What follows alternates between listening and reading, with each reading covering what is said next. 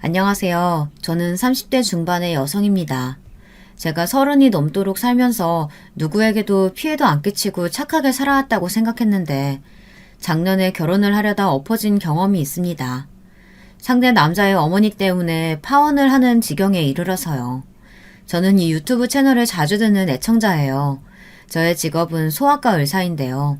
저는 아직 미혼이라 알지 못하지만 저희 병원에서 근무하는 수간호사님은 40대 후반이시고 접수대에 계신 간호조무사님은 50대의 여자분이시거든요. 본인들도 소식적에는 시집사이들을 꽤나 당했다고 하시더라고요. 지금은 다들 나이가 있으시니 시어머니 간섭 받지 않고 잘들 살고 계시지만 말이에요. 그러면서 50대 간호조무사님은 저한테 결혼은 해도 후회, 안 해도 후회라고 하면서 웬만하면 결혼을 하지 말라고 하시더라고요. 그럼 옆에서 다른 수간호사 선생님은 그래도 한 번은 하라고 하시고요. 이게 참 희한한 일인데요. 두 분도 의견이 갈리더라고요. 우리 주위 선생님은 혼자 사시는 게 더 나아. 의사겠다, 능력 좋겠다. 나 같으면 혼자 살아. 나는 주부로 살다가 뒤늦게 간호조무사 시험 봐서 여기 취직한 거 아니야. 애들 학원비 벌려고 들어온 거지. 우리 남편이 돈 좀 잘 벌었어 봐. 나도 집에서 살림만 하고 싶다. 에이, 그래도 한 번쯤은 해보는 게 낫잖아요. 안 그래요? 주희쌤은 결혼하고 싶은 생각 없어? 난 결혼해보는 게 그래도 낫다고 봐. 이렇게 한마디씩 하시는 간호사 선생님들을 보며 저는 요즘엔 쓴웃음만 짓는 일이 많아졌습니다. 그건 1년 전쯤 전에 저에게 황당하고 슬픈 일이 일어났기 때문이에요. 지금은 간호사 선생님들도 다들 아시지만 그때는 제가 파혼을 했다는 걸 비밀로 했거든요. 나중에 제가 파혼했다는 사실을 말씀드리니 정말 두 분 다 자기 일처럼 화도 내고 저를 위로해 주셔서 너무 감사했습니다. 제가 어떻게 해서 결혼이 엎어지고 말았는지 여러분들도 궁금하시겠죠. 그러려면 제 집안과 배경부터 설명을 드려야겠네요. 조금 긴 이야기가 될지도 모르지만 여러분들이 끝까지 들어주시길 바랄게요. 그리고 제가 잘했는지 아니면 잘못한 건지 판단을 해주시면 감사하겠습니다. 저는 바닷가 마을에서 태어났습니다. 부모님은 제가 어릴 때 돌아가셨고요. 아버지는 원양어선의 선장이셨는데요. 태평양 먼 바다에서 풍랑을 만나셨다고 합니다. 그런데 아버지는 선원들과 함께 배를 지킨다고 탈출을 안 하시고 그대로 배가 침몰해서 돌아가셨다고 합니다. 우리 어머니께 그 소식을 전해준 것은 엄마의 남동생인 외삼촌이었습니다. 어릴 적 우리 집과 외삼촌의 집은 거의 지척에 가까웠거든요. 누나, 큰일 났어요.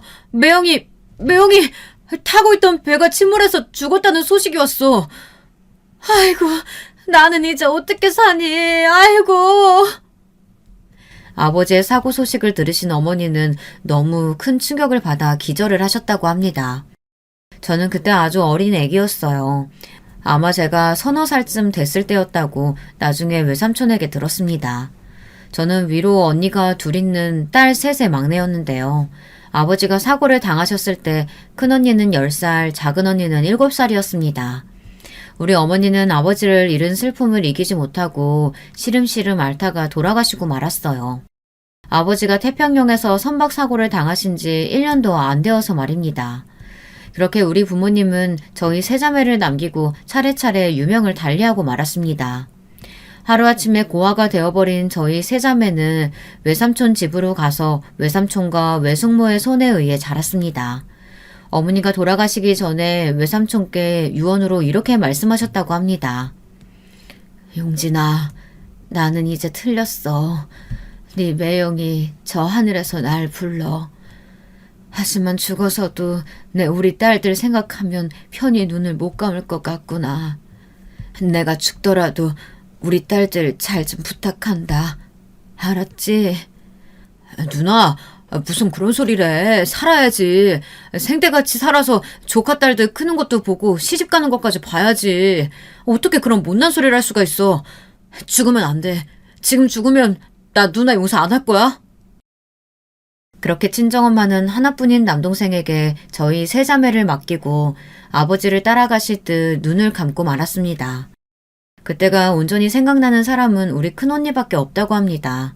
어머니 장례식장에서 큰언니는 결심을 했었다고 해요. 외삼촌 댁에서 얼른 독립해서 우리끼리 잘 살 테니 엄마는 걱정하지 말라고요. 나중에 큰언니에게 그 말을 전해 듣고 저는 눈물을 흘렸습니다. 큰언니의 어깨에 지어진 가장의 무게라는 것이 얼마나 컸던지, 그게 얼마나 언니의 마음을 짓눌렀는지 이해가 갔으니 말이죠. 외삼촌은 아이가 없었어요. 그래서 저희 자매들을 정말 끔찍하게 사랑하셨습니다. 외숙모도 마찬가지셨고요. 거의 같은 동네에서 매일 보면서 우리 부모님이 살아계실 때도 저희들은 외삼촌의 집에 가서 밥도 먹고 자고 가기도 했기 때문에 외삼촌 집에 사는 것은 어렵지 않았습니다. 나중에 알게 되었지만 외삼촌은 아이를 가질 수 없는 불임의 몸이었다고 합니다. 그래서 외숙모도 아기를 포기하고 사셨다고 하더라고요. 그러다가 우리 부모님이 돌아가셔서 저희들을 맡게 되어 기뻤었다고 하시더군요. 이렇게라도 딸들이 생겨서 좋으셨다고 합니다. 외삼촌은 엄마가 돌아가신 후 저희 자매들의 후견인이 되어주셨습니다. 그리고 제가 초등학교에 들어가기 전에 외삼촌은 우리 자매들과 함께 서울로 이사를 가셨습니다. 시골에서 농사만 짓고 사는 것에 위기감을 느끼신 외삼촌은 무작정 우리 가족들을 이끌고 서울로 상경을 하셨습니다. 그리고는 함께 살 작은 집을 얻고 쌀집에서 배달 일을 시작하셨어요. 외숙모는 강남의 큰 식당의 주방 이모로 취직을 하셨고요. 그러다가 두 분이 어느 정도 돈을 모아서 외삼촌은 강남 한복판에 갈비집을 하나 차리셨어요. 외숙모가 손맛이 아주 좋으셔서 고기 외에도 반찬을 참 정갈하게 맛있게 잘하셨거든요. 외삼촌이 차린 갈비집은 곧 강남에서 유명한 핫플레이스가 되었습니다. 그 당시에 강남 가든 하면 부자들이 갈 수 있었던 외식 장소였거든요. 장사가 잘 되니까 외삼촌은 갈비집을 더 크게 키우고 8층 건물로 확장을 하시게 되었어요. 그게 제가 고등학교를 다닐 때니까 지금부터 10년 전쯤의 이야기였습니다. 그때 작은 언니는 미대를 다니고 있었고 큰 언니는 대학 졸업하고 작은 무역회사에 취직을 했었던 때였어요. 어느 날 큰 언니는 외삼촌에게 이런 말을 했었다고 합니다. 외삼촌, 저희들 이제 따로 나가서 살게요. 언제까지 외삼촌한테 의지해서 살 수도 없고 이제까지 키워주신 것도 너무 감사한데 더 이상 폐를 끼칠 수 없을 것 같아서요. 이제 제가 취직을 하게 됐으니 제 동생들은 제가 돌보겠습니다. 갑자기 큰언니가 이런 이야기를 꺼내자 외삼촌은 아주 화를 내시며 절대 독립 같은 건 신경 쓰지 말고 있으라고 하셨어요. 그게 무슨 말이야? 너희들은 다들 내 딸이야. 나는 너희들을 이제껏 조카라고 생각하고 키우지 않았어. 다들 내 딸들이라고 생각했지. 너희들 전부 우리 집에 데리고 있다가 시집 보낼 거야. 이 삼촌은 독립은 허락 못한다. 그래, 이 외숙모도 너희들끼리 나가 사는 건 반대야. 월세도 문제지만 너희들끼리 살다가 나쁜 놈한테 범죄 피해라도 당하면 어쩌려고 그래. 안 그래도 요즘 원룸촌에서 흉흉한 일들이 일어난다고 하는데 이 외숙모도 절대 반대야. 큰언니는 끝까지 고집을 부리지 못했어요. 그저 뜨거운 눈물을 흘리며 외삼촌 부부에게 고맙다고 말을 했다고 합니다. 사실 우리 언니도 그때 겨우 24인데 어떻게 우리 세 자매의 가장이 될 수 있었겠어요. 큰언니는 무서웠지만 외삼촌에게 언제까지나 폐를 끼칠 수 없다고 생각했던 거였습니다. 하지만 외삼촌은 정말 감사하게도 우리들을 이렇게 딸처럼 대해주셨어요. 그렇게 큰언니는 아버지 대신 우리를 물심양면 도와준 외삼촌 덕분에 좋은 집안에 시집도 가고 시부모님에게 귀여움을 받으며 잘 살고 있습니다. 큰언니는 저보다 6살 위였는데 지금은 40대 초반이고 아들 둘, 딸 하나를 낳고 살고 있어요. 둘째 언니는 아직 혼자 살고 있는데 프랑스에 혼자 유학을 가서 지금까지 거기서 쭉 눌러 살고 있습니다. 프랑스에선 사귀는 남자친구가 있다고 들었어요. 하지만 둘째 언니는 그냥 동거하는 정도지 결혼은 생각 없다고 하며 아주 프리하게 잘 살고 있습니다. 그런데 제가 문제였죠. 저는 의사가 되고 싶었습니다. 그건 제가 엄마가 어떻게 돌아가셨는지 외삼촌께 듣고 난 후부터 결심을 했던 것 같아요. 외삼촌은 제가 초등학교 때 공부도 안 하고 친구들과 어울려 놀기만 하는 것을 걱정스럽게 생각하셨대요. 저는 그때까지 엄마가 그저 병으로 돌아가신 줄만 알고 쉽게 생각하고 있었습니다. 엄마가 돌아가셨을 때 저는 겨우 4, 5살이었는데요. 그런 어린애가 뭘 알겠습니까? 그렇지만 엄마의 병은 그렇게 간단한 병이 아니었어요. 아버지가 사고를 당하신 후부터 엄마는 슬픔 때문에 급격히 건강이 나빠지셨거든요. 처음에는 간이 안 좋다고 했다가 그 후에는 바로 췌장으로 넘어가시더라고요. 췌장에 암이 생긴 걸 알게 되신 후 어머니는 가족들에게 암 발병 사실을 숨기고 혼자 고통을 참으면서 병원을 다니셨다고 해요. 그러다 외삼촌이 그 사실을 알게 되셨고 그때는 이미 온몸에 퍼진 암이 손쓸 수 없을 정도로 전이되어 병원에서도 포기한 상태였던 거죠. 초등학생이었던 저에게 그런 이야기를 들려주며 외삼촌은 말씀하셨답니다. 너희 엄마가 암을 이기지 못하고 돌아가셨던 건 너희 아버지 사고 때문에 살 의지를 잃은 것도 있지만 온몸에 암이 한번 퍼지면 그냥 시한부 선고 받아야 하는 의학의 한계 때문이기도 했어.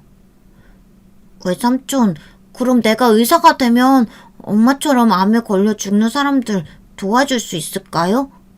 그럼 만약에 정말 조기 발견했더라면 너희 엄마도 돌아가시지 않을 수 있었어. 그러니까 주인은 나중에 의사가 돼. 의사 되려면 지금부터 공부 열심히 해야 돼. 네, 저 이제 애들이랑 안 놀고 열심히 공부할게요. 그래서 암 걸린 사람들도 꼭 도와줄 거예요. 비록 지금은 소아과를 선택해서 서울에 개원을 했지만 제 전공은 원래 소아암이었습니다. 처음에는 예과 실습을 할 때 내분비 내과를 전공하려 했다가 병원에서 많은 소아암 환자들을 보고 불쌍한 생각이 들어 그쪽으로 선택했습니다. 한창 뛰어놀아야 할 나이에 천진난만한 애들이 회색빛 병원 침대에 누워서 보내야 하는 것이 너무 불합리하고 가엽게 느껴졌거든요. 제가 의대에 합격하자 외삼촌 부부는 정말 자기 일처럼 기뻐해 주셨습니다.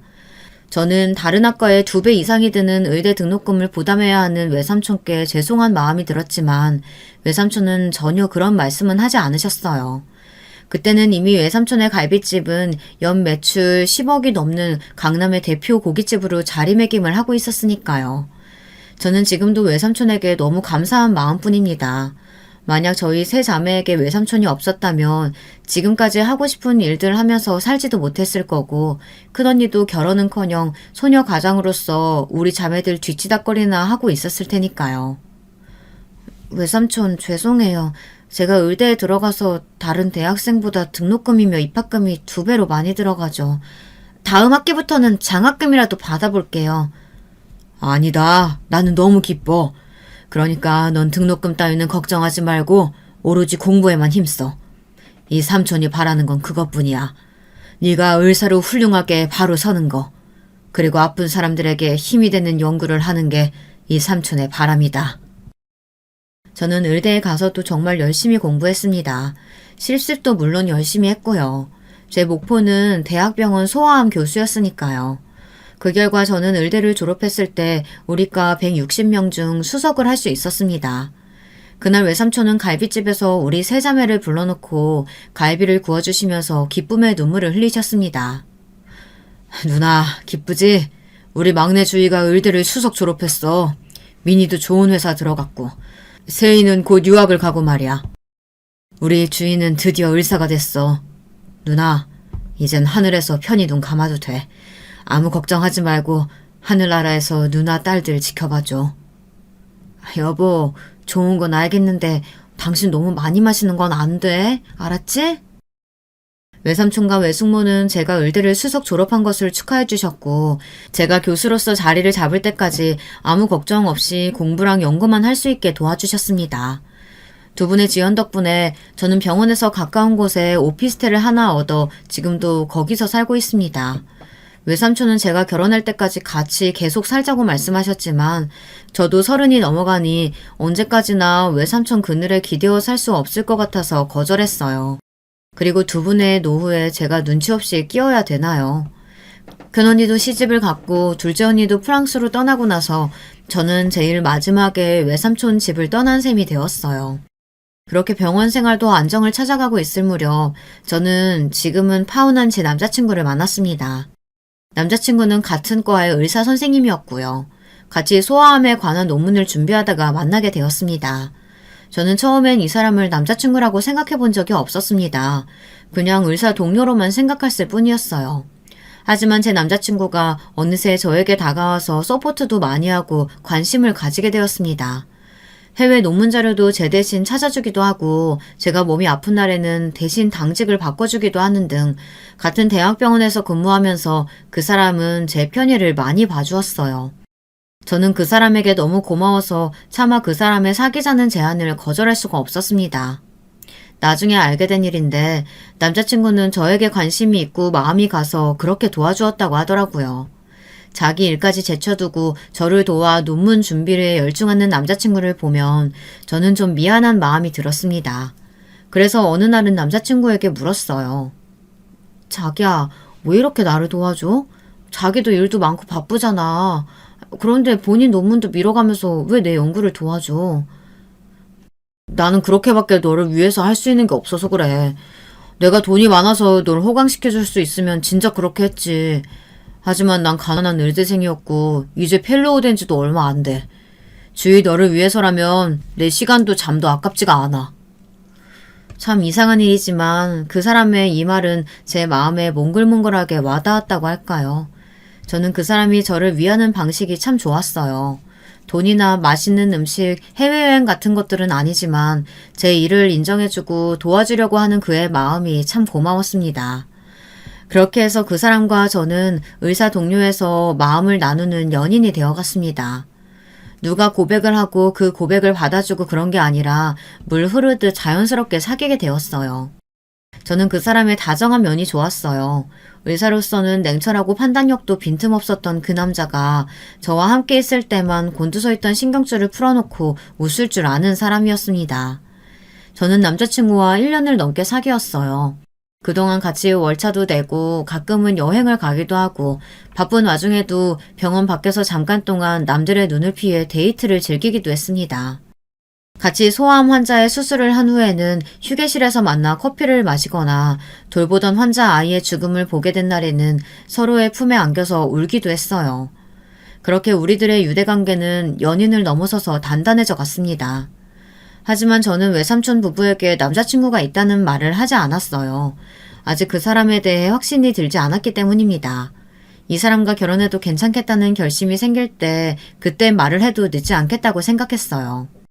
저는 원래부터 결혼하고 싶다는 생각은 없었어요.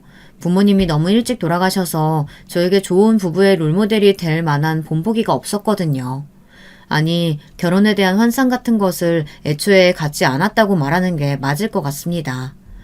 그저 언젠가는 교수가 되고 내 논문이 해외에서 인정을 받는 날이 오면 미국이나 독일로 유학을 가고 싶다고 생각했습니다. 제가 원한 건 그런 삶이었어요. 그런데 남자친구와 사귄 후로는 제 삶이 많이 바뀌게 되었습니다. 남자친구가 나를 생각해주는 만큼 저도 남자친구에게 저절로 마음이 쓰였고 내가 도움을 많이 받는 날은 미안해서라도 그의 제안을 거절할 수 없었습니다. 그가 제안한 건 사실 별것 아니었습니다. 주말에 자전거를 타고 교회에 데이트를 간다거나 소소하게 찜질방에서 알콩달콩 시간을 보내고 싶다고 했습니다. 저는 당연히 그런 일이라면 좋다고 말했고요. 남자친구는 어느 날 저에게 농담처럼 말한 적이 있습니다. 우리가 결혼하면 정말 최강의 조합이 탄생하는 것 아니냐고요. 남자친구의 전공은 소아내과였고 저는 암 수술을 하는 외과였으니까요. 그렇게 해서 같이 병원을 하나 운영해보지 않겠느냐고 남자친구는 꿈처럼 말을 하더라고요. 그러고 보니 저도 남자친구의 말을 솔깃하게 들었습니다. 정말 그럴까 하는 생각도 들더라고요. 그때 저는 대학병원의 위계질서, 상하관계 이런 것들에 좀 지쳐서 넌더리가 나는 중이었나 봅니다. 교수는 되어야 하지만 교수님의 일 맡기는 것들을 제가 다 처리하기에는 너무 힘에 겨웠거든요. 대학병원 일을 하다 보니까 교수님의 허락이 없으면 제가 어떤 결정도 내릴 수 없다는 것이 마음에 걸리기도 했습니다. 사람들은 의사란 직업이 겉으로는 정말 좋아 보이고 돈도 많이 버는 것처럼 알고 있지만 말이에요. 의사들의 실상은 힘들고 더럽고 그런 직업입니다. 특히 수술하는 의사들은 참아야 할 게 한두 가지가 아니에요. 수술 중에는 하물며 생리현상까지도 참아내야 합니다. 그러니 어디 한 군데라도 고장나지 않은 의사가 없을 정도입니다. 저는 고된 대학병원 일에 점점 지쳐갔습니다. 그래도 소아암 환자들에 대한 연민과 의무감으로 조교수 생활을 계속하고 있었어요. 그러던 어느 날 저는 갑자기 소화기관이 잘못된 건지 항상 먹던 대로 먹었는데 자꾸 소화가 잘 안 되고 얹히는 것입니다. 그리고 평소보다 피곤을 자주 느끼고 두통도 심하고 자주 손이 떨리기도 했습니다. 처음엔 대수롭지 않게 생각했지만 제 몸이 보내는 신호는 제가 심상치 않은 병에 걸린 걸 알게 했습니다. 몸이 이제 못 견디니 쉬라고 말하는 병이었어요. 저는 하루 월차를 내고 우리 병원이 아닌 다른 작은 동네 병원에서 피검사 및 초음파를 실시했어요. 그랬더니 갑상선 암이 생겼다는 것을 알 수 있었습니다. 제가 그 진단을 받게 된 건 겨우 30이 넘은 어느 날이었어요. 저는 너무 무서웠습니다. 생각해보면 제가 무시했을 뿐 징조든 있었고 제 어머니도 암으로 돌아가셨으니 저 역시 암이 언제 생겨도 이상하지 않았어요. 제가 소아암을 공부하는 사람이지만 암이란 것이 제 일이 되니 마냥 냉정해질 수가 없더라고요. 결국 저는 남자친구에게 갑상선 암이 걸렸다는 이야기를 하게 되었습니다. 자기, 나 할 말 있어. 응, 뭔데 그래? 나 사실 갑상선 암이야. 엊그제 알게 됐어. 뭐라고? 그럼 얼른 수술해야지. 암인 거 알았으면 빨리 수술 날짜 잡지 않고 뭐해. 몇 기야? 혹시 전이 된 건 아니지? 제가 암에 걸렸다고 하니 남자친구는 너무 놀라 제게 폭풍 질문을 하더라고요. 그러면서 얼른 차트랑 초음파 사진 내놔보라고 하는 것이었습니다. 저는 말없이 제 차트와 다른 병원에서 발급한 진단서를 내주었어요. 남자친구는 꼼꼼히 제 사진들을 들여다보더니 그래도 전이 된 데 없고 초기인 것 같다고 하며 안도의 한숨을 내쉬었습니다. 그러면서 어서 수술 날짜를 잡으라고 저를 재촉했어요. 갑상선 암은 그나마 착한 암이라고 불리는 그런 병인데요. 저는 제가 다니던 대학병원에 하루 휴직을 신청한 후 다른 병원에서 수술을 받았습니다. 저는 갑상선 제거 수술을 함으로써 평생 약을 먹어야 하는 몸이 되었습니다. 젊다면 젊은 나이에 암 수술을 하고 표적 관찰을 해야 하는 몸이 되어버린 것을 믿을 수 없었어요. 하지만 그래도 남자친구는 다행히 조기에 잘 발견했고 전이만 안 되면 괜찮은 거라고 하며 시리에 빠진 절 위로해 주었어요. 아마 그때부터 저는 남자친구에게 더 심정적으로 의지하게 되었던 것 같습니다. 그때는 그럴 수밖에 없었습니다. 저는 갑상선암 수술 후 약을 먹고 보통 사람들처럼 다시는 건강해질 수 없다는 것을 알고 나서부터 유학의 꿈을 포기했습니다. 제가 경무에 시달리면서 쉽게 피곤해하고 시들시들해져 가자 남자친구는 저를 많이 걱정하더라고요. 그러면서 어느 날 저에게 청혼을 하더라고요. 자기야, 혹시라도 다른 생각할까봐 말을 안 했는데 나하고 결혼할래? 언젠가 했던 말 있잖아. 자기랑 결혼해서 개원하고 싶다는 말. 나도 빈말만은 아니었어. 저는 남자친구의 말을 듣고 너무 기뻐서 아무 말도 못하고 그저 눈물을 흘리기만 했습니다. 제가 건강하다면 모르겠지만 암 수술을 한 사람인 걸 알고도 결혼하겠다고 스스럼없이 말하는 그 사람이 너무 고마웠습니다. 하지만 저는 그 사람에게 미안해서 이렇게 말하면서 결혼을 거절했었어요. 난 암이 생겼던 환자야. 이제 수술을 했지만 언제 또 무슨 병에 걸릴지 몰라. 그리고 아기 문제도. 혹시 내가 난소암이나 자궁암에 걸리기라도 한다면 난 자기한테 아기를 낳아줄 수 없는 몸이 되는 거야. 그래도 나랑 결혼할 자신 있어? 그건 걱정하지 마. 나는 아이를 꼭 원하는 입장은 아니니까. 난 당신만 있으면 돼. 우리 부모님은 내가 설득할게. 자신 있어. 그러니까 자기는 나만 믿고 내가 하자는 대로 해줘. 알겠지? 남자친구는 우선 자기네 부모님에게 인사를 가자고 하며 주저하는 저의 팔을 잡아 끌듯 모든 일을 일사천리로 진행했습니다. 다행히 남자친구의 부모님들은 제가 마음에 들었다고 하시더군요. 무엇보다도 제 직업이 의사라서 그랬던 건지 되게 아들과 결혼해서 개원할 예정이라고 하니까 그쪽으로 엄청 비상한 관심을 보이셨습니다. 남자친구의 집안은 좀 형편이 안 좋았다고 해야 하나요? 저희 외삼촌과 비교한다면 가난한 편이었어요. 예비 시아버지는 예전에 정년퇴임한 공무원이었고 예비 시어머니는 30년이 넘게 전업주부로 계시던 분이었죠. 시아버지 될 분은 아주 꼬장꼬장한 편이었고 청렴한 공무원이다 보니 집안이 엄청난 부자였던 적은 없다고 남자친구도 그러더라고요. 남자친구에게는 두 동생이 있었습니다. 둘 다 남동생이었고요. 저희 집은 세 자매인데 그쪽은 3형제인 것도 저는 참 신기했습니다. 아가씨 부모님이 어릴 적에 돌아가셨다고 들었는데 맞나? 그럼 고생을 많이 했겠구만. 누가 키워주신 건가? 네, 저희 외삼촌이 키워주셨습니다. 외삼촌? 예, 철이야. 외삼촌이 계시단 말은 안 했잖니? 같이 살아야 한다거나 뭐 그런 건 아니지? 제가 외삼촌이 있다는 말을 꺼내자마자 시어머니는 눈살을 찌푸리시더니 남자친구에게 조용한 목소리로 소근거리셨어요. 하지만 남자친구는 예비 시어머니의 말에는 대답도 안 하고 제 손만 꼭 잡고 있었습니다. 그 눈빛은 누구라도 이 결혼을 반대한다면 그 사람은 가만히 두지 않겠다는 신념이 느껴지는 눈빛이었습니다. 예비 시어머니도 남자친구의 눈치는 보았는지 외삼촌에 대한 불평은 더 이상 하지 않으셨습니다. 그렇게 예비 시댁에서의 인사 자리는 잘 넘어갔고 저는 외삼촌에게 제가 사귀는 남자친구를 소개해줘야 할 차례가 다가왔어요. 저는 긴장한 상태로 남자친구를 데리고 강남 사거리로 가 외삼촌이 운영하시는 고깃집의 문을 두드리게 되었습니다. 외삼촌은 저를 보자마자 아주 반갑게 맞이하셨어요. 제가 데리고 온 남자친구에게도 꽤나 호의를 보이셨고요. 남자친구 역시 외삼촌이 서울의 유명한 갈비집인 강남가든 사장님인 걸 알게 되자 눈이 휘둥그레졌습니다. 그러면서 저한테 부잣집 조카딸이었던 거냐고 농담처럼 말을 하더라고요. 아니, 우리 주희가 사귀는 남자가 있었단 말이야? 그런데 왜 이 삼촌한테 한마디도 말하지 않았어? 진작 알았으면 내가 너희들 불러서 고기도 자주 사주고 뭐 필요한 것도 다 사줬을 텐데. 주희야, 이 삼촌 정말 서운해? 삼촌 죄송해요. 그동안 이런저런 일들이 많아서 인사도 못 드리고 남자친구에 대한 말도 못했어요.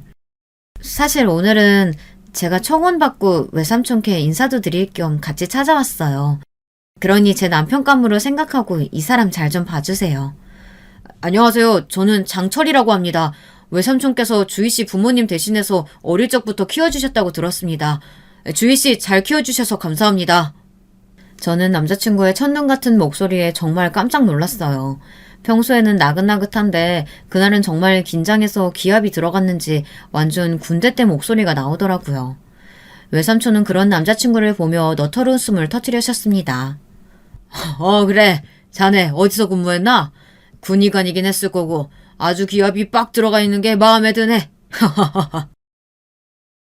아마도 제가 모르는 남자들끼리 의기투합하는 뭔가가 있었는지 군대 이야기를 시작으로 그날의 분위기는 아주 화기애애했습니다. 외삼촌과 남자친구는 술도 주거니 받거니 하며 밤이 새도록 많은 이야기를 나눴어요.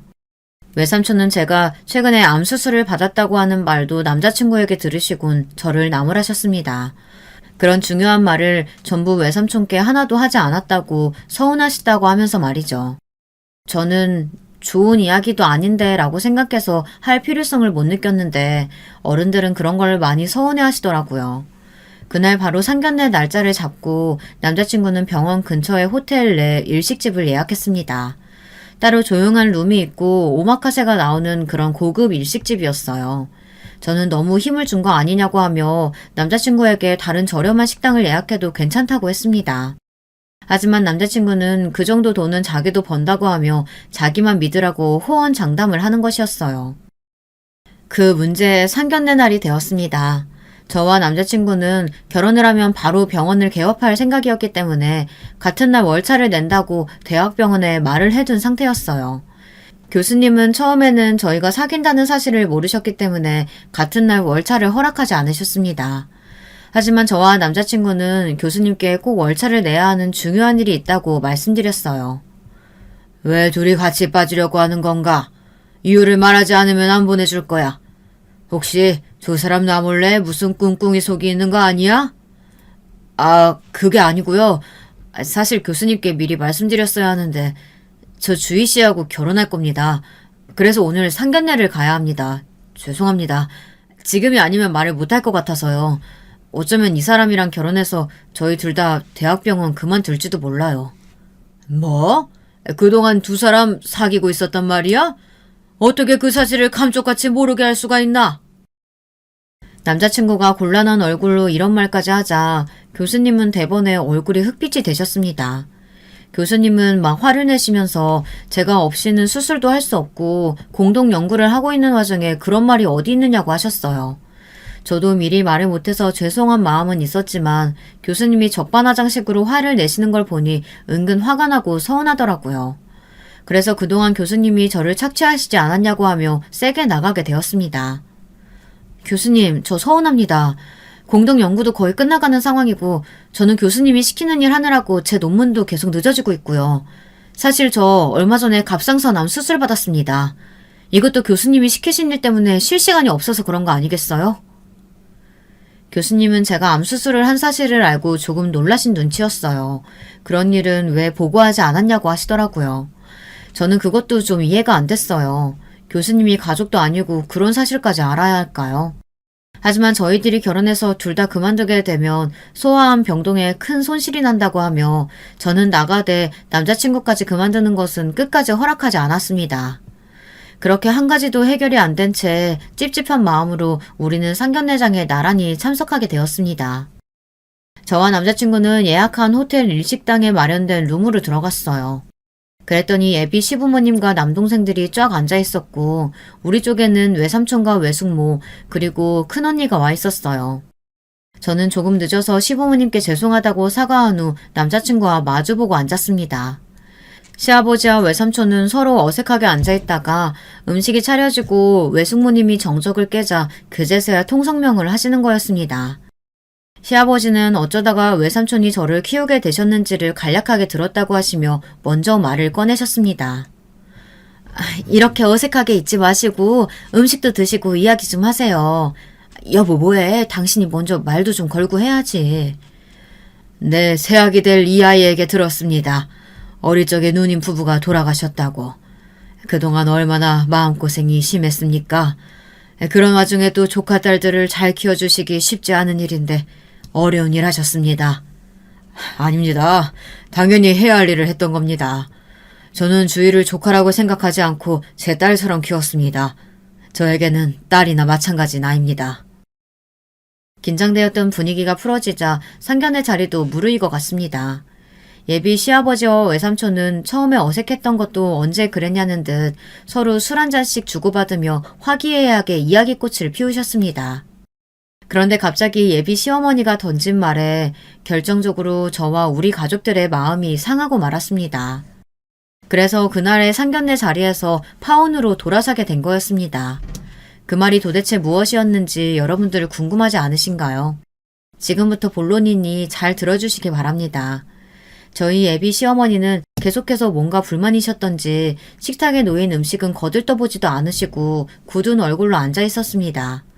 외숙모는 불만이 가득한 표정으로 음식도 먹지 않는 저의 시어머니를 보시더니 의아해하며 음식을 권해드렸어요. 사부인, 음식이 입에 맞지 않으신가요? 왜 한 젓가락도 드시질 않고? 내가 할 말이 좀 있어서 그럽니다. 우리 아들 철이가요. 알다시피 장남에다가 의사입니다. 우리 집안을 일으켜 세워야 할 의무가 있는 아이예요. 그런데 저희 집에서는 우리 아들 병원 개업해줄 형편도 못 돼서 철이가 지금 고생이 많아요. 그러니까 주희하고 결혼해도 외삼촌 내분까지는 못 모신다 이겁니다. 네? 그게 무슨 말씀이시죠? 갑자기 찬물이 확 끼얹어지는 듯이 분위기가 싸해졌어요. 하지만 예비 시어머니는 그런 분위기는 아랑곳하지 않고 자기 할 말만 침 튀겨가며 열심히 하시는 거였습니다. 그런데 그 시어머니의 말이란 게 정말 어처구니 없이 이기적인 말이었던 겁니다. 저희 예비 시아버지와 외삼촌 모두 시어머니만 황당하게 쳐다보면서 말을 잇지 못하고 계셨어요. 막말로 저는 새 며느리 될 애가 부모님이 안 계신다길래 좋아했습니다. 며느리가 의사고 둘이 같이 병원 개업하면 우리 철이한테 도움이 좀 되려나 했죠. 그런데 외삼촌이 키워주셨다는 명목으로 돈이나 달라고 하시는 거 아니에요? 그러니까 의사 며느리 앞길 막지 마시고 그쪽은 그쪽대로 사셔야죠. 안 그렇습니까? 엄마, 그게 무슨 소리예요? 주인의 외삼촌이 얼마나 부자신데 그런 소리를 하세요. 이분이 누군지 알긴 아세요? 왜? 내가 못할 말 했냐? 이 사람이 누군데 이러는 거야? 조카가 의사니까 거기에 빌붙으려고 상견례에 나온 거 아니겠어? 참다 못한 남자친구가 자기 어머니의 입을 막으려고 큰 소리를 지르고 말았습니다. 예비 시아버지는 황당한 말을 하는 시어머니를 멍하니 쳐다보다가 이마를 탁 치면서 고개를 흔드셨습니다. 정말 못 말리겠다는 거죠. 외삼촌과 외숙모는 얼굴이 울그락불그락해지면서 머리 끝까지 오른 화를 감추느라 쩔쩔매셨습니다. 남자친구는 자기 어머니에게 실망한 표정으로 이렇게 말하더군요. 엄마, 당장 주인의 외삼촌한테 사과드리세요. 아니 도대체 누가 그런 말을 했다고 어머니 혼자 지레짐작 실례되는 소리를 그렇게 막 하시는 거예요. 주인의 외삼촌 강남에 10층 건물 있으신 강남가든 사장님이세요. 뭐? 그 유명한 갈비집 사장님이라고? 에이, 거짓말하지 마. 됐네. 사부인이 날 못 믿으시는 것 같으니 이 결혼은 못 시키겠네. 내 장서방 자네가 우리 집에 왔을 때 너무 마음에 들어서 병원 개원하라고 자네 앞으로 우리 건물 5층에 점포 하나 내주려고 했는데 안 되겠구만. 저희들은 이만 가보겠습니다. 다시는 얼굴 볼 일 없겠네요. 실례했습니다. 외삼촌은 잔뜩 화가 나서 제 손을 잡아 끌고 상견례 자리고 뭐고 박차고 나가려고 했습니다. 그랬더니 제 남자친구는 외삼촌 앞에 무릎을 꿇고 엎드려서 애걸복걸 하는 것이었어요. 제발 화를 거두어 달라고요. 예비 시어머니가 자기가 말을 잘못했다는 걸 깨닫고 손을 부들부들 떨다 갑자기 꺼이꺼이 울기 시작했습니다. 아이고, 내가 잘못했다 쳐라. 내가 오해를 했구나. 새아기 외삼촌께서 저를 용서 좀 해주시면 안 되겠습니까? 그저 늙은 엄마가 너무 걱정이 많아서 그만 실례를 저질렀네요. 제발 좀 용서 좀 해주세요. 아닙니다. 고깃집이나 하는 제가 뭐가 사돈으로서 흡족하시겠어요. 제가 주위 부모님도 아닌데요. 저 역시 그런 편견에 가득 찬 시어머니 자리는 마음에 안 듭니다. 주희야, 어서 가자니까 뭐하니? 갑자기 시어머니는 남자친구 옆에서 무릎을 꿇고 손을 모아 싹싹 빌며 본인이 말실수한 것 같으니 용서해달라고 하시는 거였습니다. 하지만 우리 외삼촌이 그런 일로 금방 마음을 푸실 분은 아니었어요. 우리 외삼촌도 자존심이 엄청 강한 분이었거든요. 시골에서 힘들게 농사짓다 강남에 와서 얼마나 고생하며 이뤄낸 건물주의 꿈인데 그걸 그렇게 폄하하고 우습게 보는 예비 시어머니가 좋게 보일 리가 없었습니다. 그리고 그렇게 가볍게 입방정을 떠는 사람과는 사돈을 맺을 필요도 없죠. 저는 그때 생각 없이 말씀하신 예비 시어머니가 너무나 원망스러웠습니다. 평소에 제가 남자친구에게 우리 외삼촌이 강남에 있는 강남가든 사장님이라고 말했다면 지금 이 사태가 달라졌을까요? 어쩌면 그럴지도 모르죠. 하지만 사람을 가진 재산 정도나 권력으로 판단하는 그런 속물 같은 시어머니의 면모는 저도 좀 거부감이 들었습니다. 그래서 잠자코 일단 외삼촌 부부를 따라 상견례 장소를 파하고 나왔습니다. 남자친구에겐 다시 연락하겠다고 했고요. 어차피 다음날 우리는 만나게 되어 있었어요. 같은 병원에서 근무하니까 말이죠. 그렇지만 저는 화난 얼굴로 남자친구의 눈길을 피했고 오전 내내 한마디도 하지 않았어요. 말은커녕 얼굴을 마주대하고 싶지도 않았고요. 코를 박고 복도를 걸어가다 저는 남자친구를 마주쳤습니다. 얼른 그의 눈을 피하면서 다른 길로 가려고 했죠. 남자친구는 그런 저의 팔을 붙잡고 애처로운 눈으로 말했습니다. 잠깐만 주희야. 아직도 화난 거야? 우리 어머니가 잘못한 건 내가 사과할게. 그래도 안 될까? 난 정말 너 놓치기 싫어. 우리 이제까지 아무 장벽 없이 잘 사귀어왔고 결혼만 하면 되는데 왜 이렇게 됐는지 모르겠다. 그래. 나도 당신하고 헤어지는 건 아마 안타깝고 괴로울 거야. 하지만 우리 외삼촌이 모욕당한 부분에 있어서는 당신 어머니 잘못이 없다고 하긴 힘들어. 그리고 나 역시 자기네 어머니가 심하셨다고 생각해. 우리 외삼촌 전혀 나한테 빌부터 살려는 생각 안 하시는 분이야. 내가 그분들에게 은혜를 입었으면 입었지. 그래서 나도 외삼촌 외숙모가 더 늙으시면 모시고 살 생각도 했어. 그런데 자기네 어머니가 그런 말씀 하시다니 난 좀 놀랐어. 그래, 그건 내가 미안해. 하지만 우리 어머니도 말실수하신 거잖아. 인정하셨잖아. 그런데 외삼촌이 저렇게 마음을 풀지 않으시니 나로선 어떻게 할 방도가 없어. 제발 주희 네가 외삼촌께 말씀 좀 잘 드려줘. 그러면 해결될 일이잖아. 남자친구는 말로는 미안하다고 하면서 자기네 어머니에게 우리 외삼촌께 따로 사과를 드리겠다는 말은 절대 안 하더라고요. 그저 자기가 모든 걸 책임지고 외삼촌 마음을 풀어보이겠다는 말만 앵무새처럼 반복하는 것이었어요. 그래서 제가 왜 예비 시어머니가 외삼촌에게 직접 사과하러 오시지 않느냐고 하니 남자친구는 한참을 우물쭈물하더니 겨우 말을 이어갔습니다. 사실 우리 엄마도 아직은 네가 외삼촌에게 깊이 관여하거나 매여 사는 건 원하지 않는다고 하셨어. 물론 외삼촌이 너희 부모님처럼 너를 잘 키워주신 건 고맙고 나도 인정해. 하지만 그분들은 그저 친척에 불과하지 부모님은 아니잖아. 그래서 혹시 그분들이 늙고 힘없어졌을 때 네가 그분들 모시겠다고 나설까봐 그래. 이 말은 안 하려고 했는데 사실 나는 장남이라 우리 부모님 모셔야 하는데 너희 외삼촌 외숙모와 우리 부모님이 같이 사실 순 없잖아. 저는 남자친구의 말을 듣고 어이가 없었습니다. 나한테 상의도 없이 자기 부모님 모실 생각부터 하는 건 저보다 이 사람이 먼저였던 거였습니다. 저는 화가 나서 남자친구의 눈을 똑바로 보며 뚝뚝 끊어내듯이 말을 했습니다. 잘 들어. 나는 부모님이 안 계시다고 해서 그분들을 그저 친척으로만 생각해 본 적 없어. 우리 외삼촌 외숙모 부부 아이 없으셔. 그래서 우리 세 자매가 조카딸이라고 생각하지 않고 자식들처럼 정성을 다해 키워주신 분들이야. 그런데 내가 그분들이 그저 친척이라고 해서 외면할 수 있을 것 같아? 난 그렇게는 못해. 그분들이 늙고 힘없어지면 나도 딸처럼 그분들 모실 거야. 그러니까 난 당신이랑 결혼은 안 되겠다. 우리 헤어지자. 저의 확신하찬 말투에 남자친구는 고개를 떨어뜨렸습니다. 더 이상 저를 설득할 수 없을 거라는 직감을 했나 봐요. 그 사람은 말없이 제 손을 놓고 저에게서 멀어져 갔습니다. 그 후로는 저는 전 남자친구와 같은 병원에서 마주치는 것이 괴로워졌어요. 그래서 파혼하고 얼마 되지 않아 저는 동네에 소아과를 개원하게 되었습니다. 예정대로 대학병원에는 사표를 냈고요. 저와 헤어진 지 얼마 되지 않아 그 사람은 다른 부잣집 여자친구를 물었나 봐요. 인스타를 가끔 보다 보니 알고리즘을 따라서 그 사람의 행복한 사진들이 떠오를 때가 있어요. 그러면 저는 그 사람이 여자친구와 찍은 사진들을 보며 한없이 우울감에 빠지곤 합니다. 하지만 전혀 그 사람과 헤어진 걸 후회하지는 않습니다. 그런 입이 가벼운 시어머니와 자기밖에 모르는 남편감을 모시고 살 수는 없으니까요. 저 역시 우리 가족이 먼저고 그 다음이 시댁 식구잖아요. 지금이 무슨 조선시대가 아니니까요. 여러분은 어떻게 생각하시나요? 우리 외삼촌이나 제가 그 자리에서 참고 이 결혼을 계속 진행했어야 할까요? 저는 진심으로 여러분의 조언이 듣고 싶습니다. 사실 지금은 전 남자친구는 다른 여자와 결혼을 했습니다. 저와 헤어진 지 2달도 안 되어 여자친구를 사귀어 3개월인가 만나더니 바로 결혼을 결정하더라고요.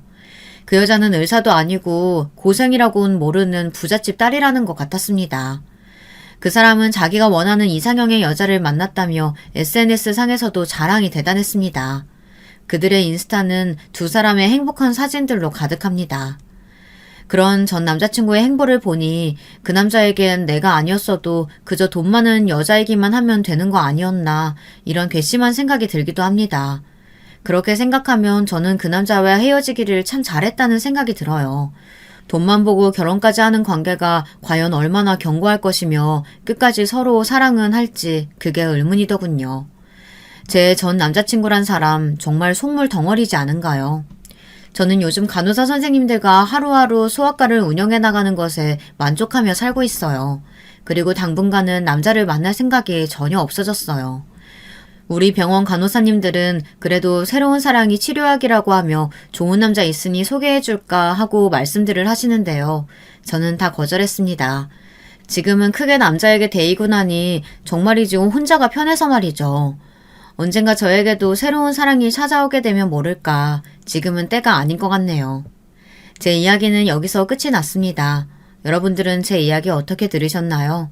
우리 외삼촌 부부는 그런 남자 잘 찾다면서 아직 나이가 많은 것도 아니니 기다리면 더 좋은 사람 만날 거라고 하시는데요. 여러분들은 어떻게 생각하시나요? 가끔은 남자친구와 함께했던 추억들이 저를 괴롭힙니다. 애써서 잊고 지내지만 말이죠.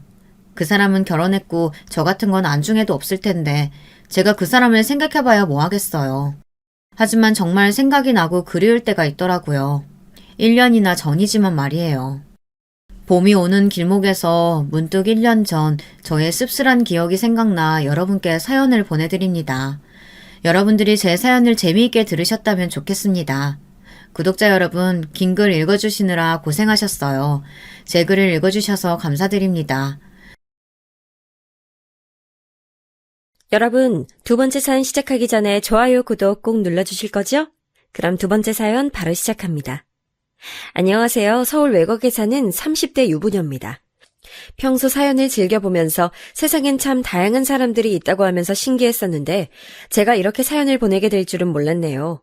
사연의 주인공이 남도 아니고 제 가족과 관련된 사람이 될 줄은 꿈에도 몰랐네요. 그것도 시부모님 말이에요. 우선 제 얘기부터 해야겠네요. 저는 30대 유부녀로 결혼한 지는 3년차 되는 신혼부부입니다. 남편은 조금 답답한 성격이긴 하지만 그래도 착해서 대학교 때부터 알고 지내던 선배로 시작해서 결혼까지 오게 된 케이스예요. 남편은 소심하고 우유부단하긴 하지만 지금 적당한 직장 다니면서 소소한 결혼 생활 즐길 정도는 되는 남자입니다. 저도 못지않게 5년차 직장인이고요. 넉넉하진 않지만 저희 둘이서 벌어서 충분히 잘 먹고 잘 살고 있고요. 둘 중 누가 부족하거나 넘치지도 않게 비슷한 수준의 둘이 만났다고 생각했어요. 대학교 때부터 알고 지낸 사이라고 했잖아요. 대학교 때부터 쭉 사귀었던 사이인지라 동기들은 물론 선후배들도 모두 알고 있는 캠퍼스 커플이었답니다. 저희는 신뢰를 중요시하는 사람들이라 늘 서로를 위해 아껴주고 배려해주는 마음으로 지내왔다고 생각해요. 그래서 6년의 연애가 잘 이어졌던 거고요. 6년이라면 길다면 길 수도 있고 짧다면 짧을 수도 있는데 저희는 연애 기간과는 상관없이 항상 이어질 거라고 생각했나 봐요. 그렇게 대학교를 졸업하고 나서 둘 다 원하는 직장에 취업해서도 쭉 잘 지내왔었죠. 그렇게 결혼까지 안정적으로 이어진 우리 두 사람이랍니다. 결혼도 나름 순조로웠어요. 약간 찝찝하긴 했지만 좋은 게 좋은 거다라고 생각하는 게 좋다는 가치관을 지닌 저는 잘 넘어갔다고 생각해요. 역시 싸한 느낌은 그냥 넘기면 안 된다는 말이 있는 이유가 있다는 생각도 하긴 했지만요. 당시 남자친구였던 지금 남편한테서 결혼하자는 얘기를 듣고 예비 시부모님을 찾아갔을 때였지요. 남자친구가 평소 유복하게 자랐던 건 잘 알고 있었어요. 저희는 6년이라는 시간 동안 사귀었고 남편이 그 당시 명품도 사용하는 걸 본 적이 많았고 넉넉하게 사는 집안이구나 하는 느낌을 받았던 적이 많았어요. 유복하게 자란 게 죄도 아니고 그래서 저렇게 사람이 마음에 여유가 있다고 하는 생각도 많이 들었어요. 게다가 있는 집 자식 티내지도 않고 항상 온화한 남편의 성격이 너무 마음에 들었어요. 그렇다고 해서 저희 집이 못 사는 것도 아니에요. 저도 나름 유복한 환경에서 자랐죠. 고향이 시골이긴 하지만 시골에서 나름 탄탄하게 일해오신 부모님 덕분에 어려움 없이 풍족하게 자란 편이에요. 그렇지만 이게 어디 나서서 얘기할 자랑거리는 아니기에 우리 집 재산이 얼마다 하면서 떠벌린 적도 없었어요. 그렇기 때문에 저와 제 남편이 정말 잘 만났다고 생각했어요. 아무튼 그렇게 예비 시부모님을 찾아뵌 날이었어요. 처음 인사하는 자리라 과일 바구니와 꽃 바구니를 사들고 갔어요. 반갑게 인사를 해주시면서 저희를 맞아주셨어요. 그런데 말이죠. 어머님, 그러니까 지금의 시어머니 표정이 그렇게 좋지는 않으신 거 아니겠어요? 어떤 표정이었냐고요? 제가 사들고 간 선물이 그렇게 탐탁지 않으셨나 보더라고요. 첫 만남 자리에 과일 바구니도 제일 큰 걸로, 꽃 바구니도 두 손으로 들어야 할 만큼 큰 걸로 나름 신경 써서 준비해 갔는데 어찌나 민망하던지요. 그래도 뭐 그날 기분이 좀 안 좋은 일이 있으셨나 하면서 넘어갔어요. 예비 시어머니는 그래 너희가 무슨 돈이 있다고 비싼 선물을 사왔겠니? 첫인사 자리부터 과한 선물을 바라서 얘기하는 건 아니다 이러시더라고요. 아니 그 자리가 무슨 선물 드리러 간 자리도 생신 축하 자리도 아니었는데 선물 살 돈이 있네 없네 하는 건 좀 아니지 않나요? 저는 제가 예민하게 받아들이는 거라고 생각했어요. 그렇게 거실에 다 같이 앉아서 식사하고 이런저런 얘기를 나누다가 집으로 돌아왔어요. 집에 돌아오면서도 제가 드린 과일 바구니와 꽃이 그렇게 약소했나 하는 생각이 들어서 마음이 편치가 않더라고요. 그래도 예비 남편한테 따로 얘기를 건네진 않았어요.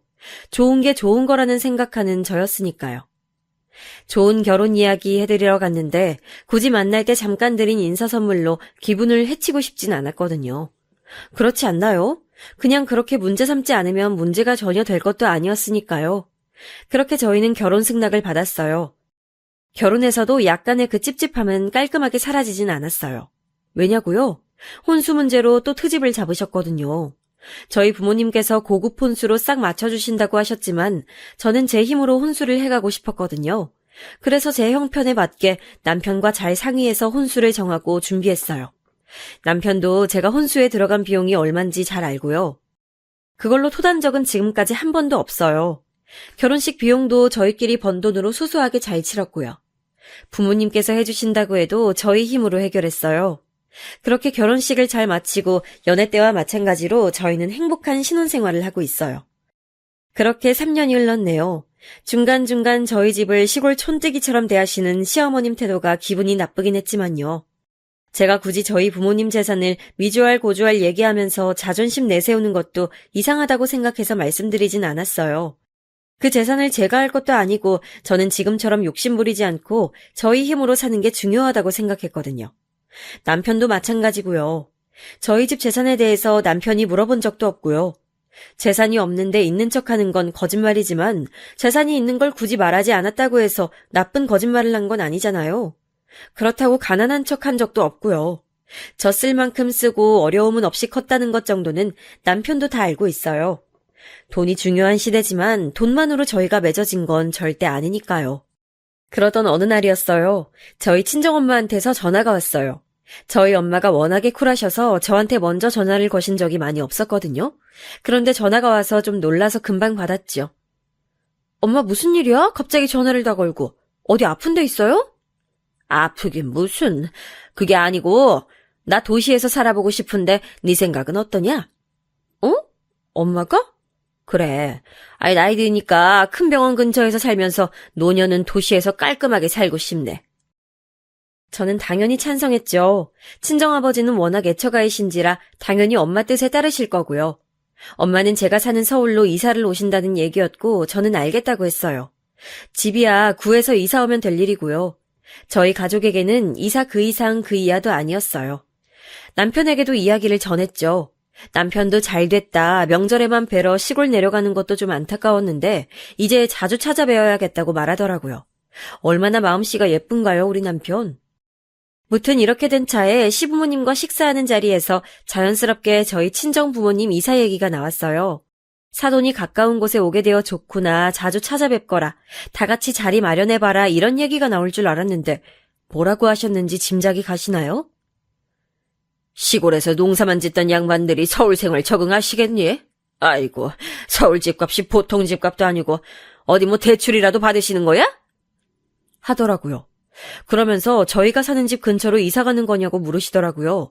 저희가 사는 동네가 좀 저렴한 곳이거든요. 저희는 저희 힘으로 집을 구했으니까요. 그래서 남편이 저희 쪽으로 와도 좋고 뭐 장인 장모님 편하신 곳으로 이사 가시면 되지 않겠어요 했더랬죠. 저도 옆에서 가만히 듣고 있었고요. 그때 시어머니가 뭐라고 하셨는지 아세요? 시골 땅 다 팔고 올라오셔도 서울에서 반지하 가격은 되겠니? 시세 잘 알아보고 말씀드려. 아니, 제가 돈을 보태달라고 한 것도 아니고 그냥 이사 오신다고 말씀드렸는데 이렇게까지 말씀하실 일인가요? 저희 부모님 사시는 곳만 시골이지 시골 스케일이 아니다라고 말씀드릴 일도 아닌 것 같아서 굳이 입열진 않았지만요. 저희 집 서울에서 살지 못해서 못 살았던 게 아니란 말이에요. 첫인사 드릴 때부터 쌓였던 저희 시어머니 역시나 기대를 저버리지 않고 제 가슴에 비수를 박으시더라고요. 그래도 참아야지 어쩌겠어요. 서울에서 꽤 큰 아파트 사시면서 경제적으로 힘들어 보이신 적 없으신 시어머니 입장에서 저희 시골집이 얼마나 작아 보였겠어요. 남편은 평소에도 온화하지만 이럴 땐 더 온화해요. 자기 어머니가 순진하셔서 잘 모르신다나. 아무튼 이렇게 또 기분만 상하고 집으로 돌아왔어요. 그렇게 시간이 흘렀어요. 저랑 남편은 평소대로 회사와 집을 오가며 직장 생활을 이어나갔고 저희 친정 부모님은 원래도 쿨하셨기 때문에 구구절절 설명해 주시진 않았지만요. 집을 내놨다, 집이 팔렸다, 땅도 다 처분하고 서울 올라간다와 같이 짧게 상황 정도는 알려주셨어요. 서울 어느 동네에 이사 오실지도 구체적으로 말씀 안 해주시더라고요. 원래 저희 부모님 성격이 그러세요. 그렇다고 사랑을 못 받은 건 아니고요. 그렇게 자유롭게, 하지만 부모님 도움이 필요할 때면 언제든 든든하게 손을 내밀어 주시는 스타일이라고 하면 될까요? 저희 결혼식 때 저희끼리 형편껏 해보겠다고 하셨을 때도 두말 없이 믿고 응원해 주셨어요. 하지만 언제든 힘들 때 기댈 기둥이 우리니까 언제든 기대라고도 해주셨고요. 그렇게 서울과 시골을 왔다 갔다 하시면서 집을 알아보러 다닌다고만 알고 있던 어느 날 이사를 할 집을 결정했으니 집들이 날 놀러오라고 하시더라고요. 알겠다고 하고 시부모님께도 친정 부모님이 서울에 집을 구해서 이사를 곧 오신다고 말씀드렸더니 또 뭐라 그랬게요? 아이고, 어떤 이상한 집을 구했는지 좀 안타깝네. 우리한테 좀 물어보시지. 너무 속이 상했지만 꾹 참고 앉아 있었더니 시어머니가 또 물으시더라고요. 그래서 어느 동네에 하시길래 있는 그대로 강남이라고 말씀드렸어요. 시어머니가 막 웃으시더라고요. 강남도 강남 나름이지 그래도 강남에서 한번 살아는 보고 싶으셨나 보다 이러시더라고요. 저희 시부모님도 강남에서 사시진 않거든요. 강북에 50평대 아파트 사세요. 강북이지만 서울이기에 물론 집값은 만만치 않죠. 괜히 강남 어디라고 나서서 말씀드릴 일도 아니기에 계속 가만히 있었더니 시어머니께서 또 물으시더라고요. 그래서 강남 어디 다세대 이러시더라고요. 그때는 저도 약간 짜증이 나서 강남 무슨 동 어디라고 말씀드렸어요. 누구라도 이름만 들어도 알만한 60억을 호가하는 펜트하우스랍니다. 시어머니가 믿질 않으시더라고요. 그냥 웃으세요. 아니 그니까 그 근처 어디 다세대, 그니까 어디냐고 하면서 계속 안 믿으시는 눈치인 거 있죠. 펜트하우스 분양받아 입주하신다고 했더니 그제야 눈이 동그래지시더라고요. 로또라도 당첨된 거냐고요. 로또 당첨돼도 펜트하우스는 못 살 텐데 말이에요. 사실 저희 친정 부모님 원래 서울 태생에 서울에서 자라셨지만 두 분 다 자연이 좋아서 시골로 내려가셔서 사신 것일 뿐인데 이제 시골 생활이 지겨우셔서 그냥 다시 돌아오신 것뿐이거든요. 그렇게 말씀을 드렸더니 시어머니 얼굴이 불그락푸르락 하는 거예요.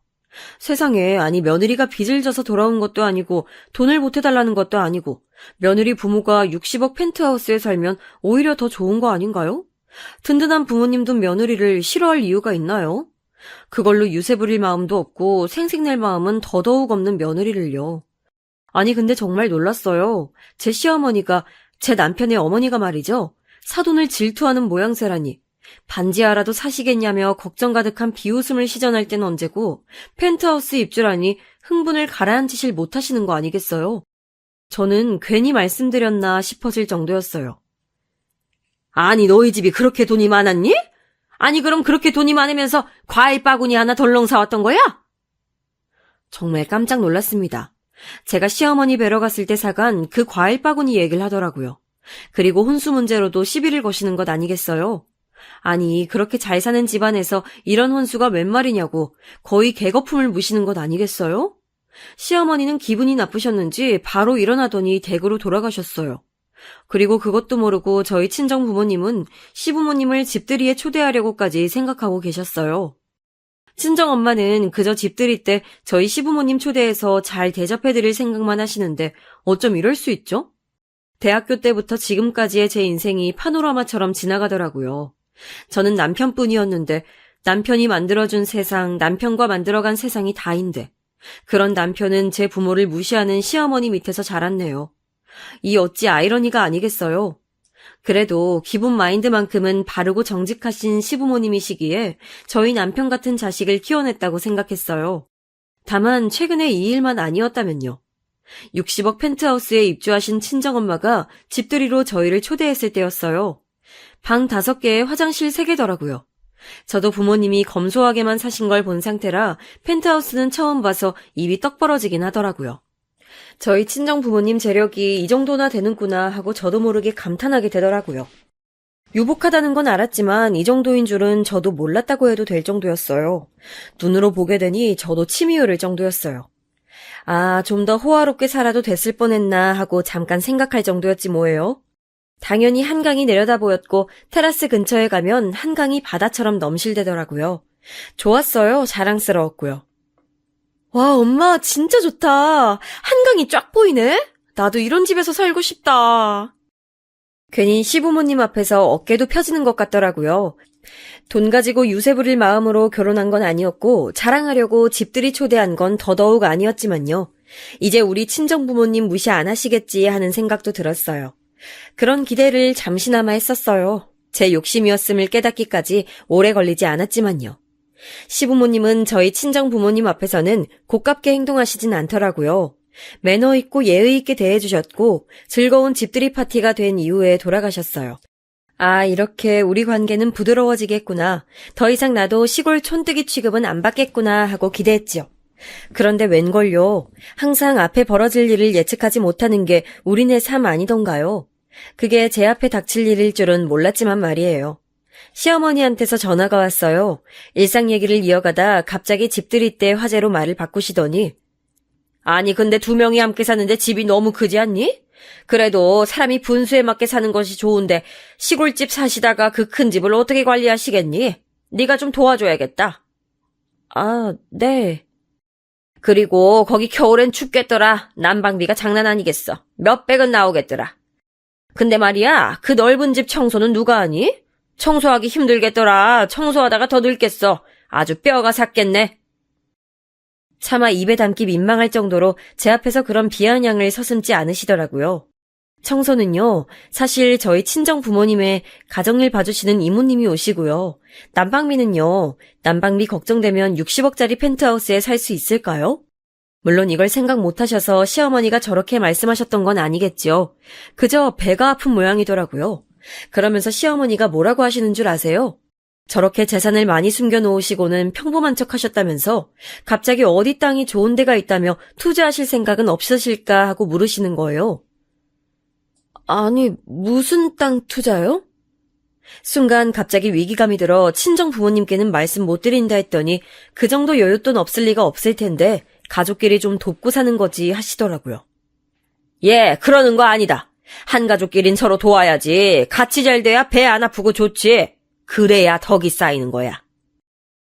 네, 시골 촌뜨기인 제가 돈 가지고 걱정 끼칠까봐 그렇게 역정내시더니 이제는 저희 집 돈을 노리시더라고요. 근데 어쩌겠어요. 그걸 계속 모른 척할 수 없잖아요. 귀를 닫고 살 수도 없고 아예 척지고 안 보고 살 수도 없잖아요. 그래도 사랑하는 남편의 어머니신데. 그래서 그냥 제가 모아놓은 돈 박박 긁어 모아서 해드렸어요. 2천만 원. 저도 돈 없는데 어떻게 모아서 겨우 맞춰드린 거죠. 그러면 이제 그만하실 줄 알았던 거죠. 그때 제가 얼마나 어리석었나 몰라요. 지금 생각해보면. 남편한텐 얘기도 안 했어요. 저희 부부 정말 속 얘기 다 터놓는 사이거든요. 근데 자기 어머니가 저한테 그렇게 돈 얘기한 걸 알면 저희 남편 너무 힘들어할 것 같은 거예요. 도저히 말을 못하고 저 혼자 조용히 해결하면 될 줄 알았던 거죠. 지금 생각하니 얼마나 제가 답답한 짓을 했는지 모르겠네요. 정말 한숨만 나오네요. 그때 저의 뺨이라도 후려 갈기고 싶어요. 근데 속병이 생길 것 같은 거예요. 이때까지 시골 촌뜨기 취급받은 것도 서러운데 돈까지 뜯긴 것 같아서요. 그래서 친정엄마한테만 말했어요. 엄마, 사실 말할 게 있는데. 뭔데? 뜸들이지 말고 말해봐. 기둥 같은 저희 친정 부모님, 이 사실을 아시고도 의연하게 잘했다, 어른스럽게 잘 넘겼다, 이렇게만 말해주시고는 제가 시어머니께 드린 돈보다 더 큰 돈을 제 통장에 넣어주셨어요. 엄마 아빠가 있으니까 걱정 말라고, 이럴 때 필요한 게 부모 아니냐고, 이럴 때 기대는 게 부모니까 걱정하지 말고 눈물도 흘리지 말라고, 남편은 따뜻한 사람이니 믿고 살면 되지 않냐고. 그 말이 다 위로가 됐고 이때까지 제가 한 행동이 틀리지 않았다고 생각하면서 위로 삼았죠. 그리고 바보같이 남편한테 얘기했지 뭐예요.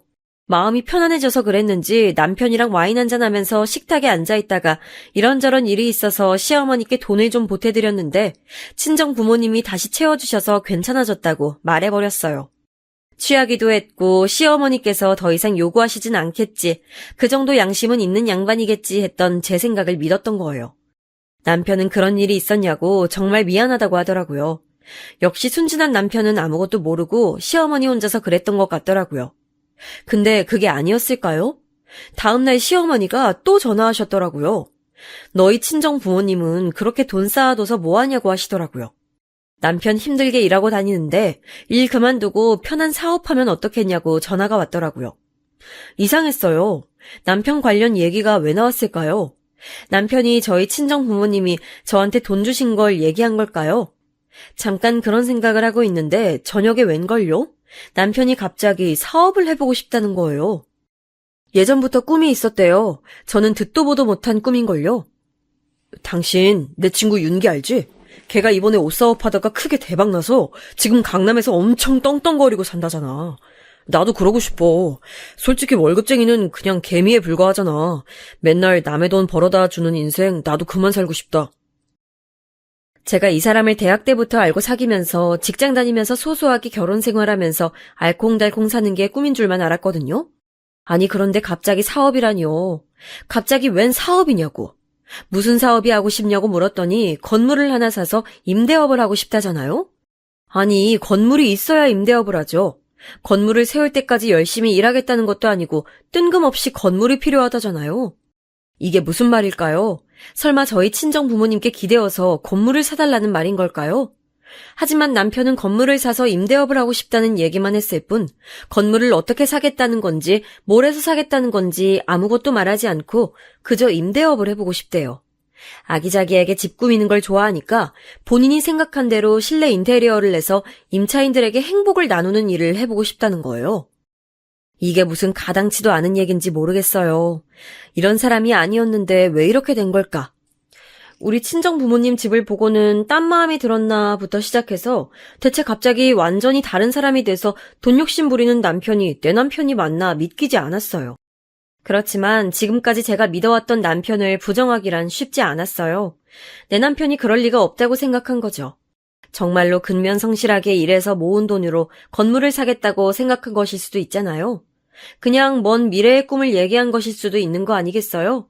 그래서 제가 그랬어요. 그럼 건물 살 수 있지. 여보가 지금까지 열심히 일해왔고 나도 열심히 일하고 있으니까 우리도 언젠가는 건물 사서 좀 편하게 살 수 있는 날도 올 수 있지. 하지만 우리가 그러려고 사는 건 아니니까 조급해하지 말고 현재에 충실하자. 자기야, 왜 세상 물정 모르는 소리를 해? 이렇게 일해서 언제 건물을 사? 말이 돼?